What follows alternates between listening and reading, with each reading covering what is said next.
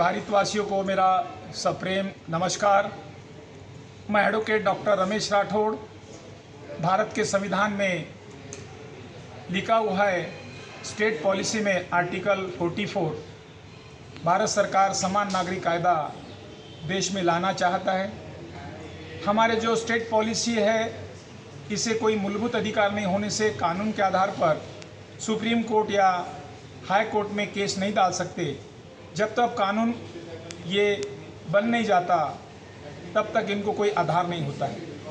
भारत सरकार आर्टिकल 44 को fundamental right में लाना चाहता है और उस आधार पर सभी को समान नागरिक कायदा देना चाहता है। भारत देश के लोग आर्टिकल 14 के आधार पर इक्वल बिफोर द लॉ, कानून के सामने समान है और समान संरक्षण है।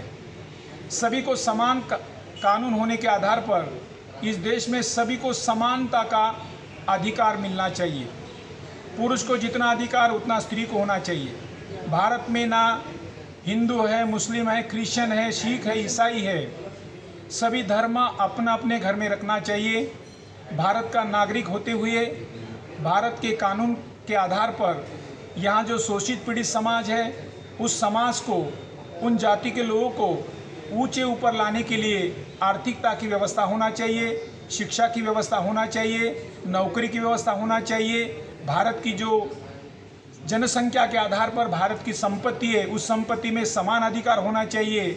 ये यूनिफॉर्म समान नागरिक कायदा कोड के आधार पर होना चाहिए, ऐसा मेरा व्यक्तिगत मत है। यही मैं सरकार को कहना चाहता हूँ कि कानून बनाते समय इन सभी लोगों को ध्यान में रखते हुए जो यहाँ के मूल नागरिक है, मूल निवासी है, यहाँ के जो सिटीजन है, उनको कोई प्रकार के उनके अधिकार से हनन न हो और उनको अपना अधिकार मिले और इस देश को सुजलाम सुफलाम बनाने के लिए सभी की मदद हो, यही अपेक्षा करता हूँ और ऐसा ही कानून भारत में बने, ये आशा करता हूँ।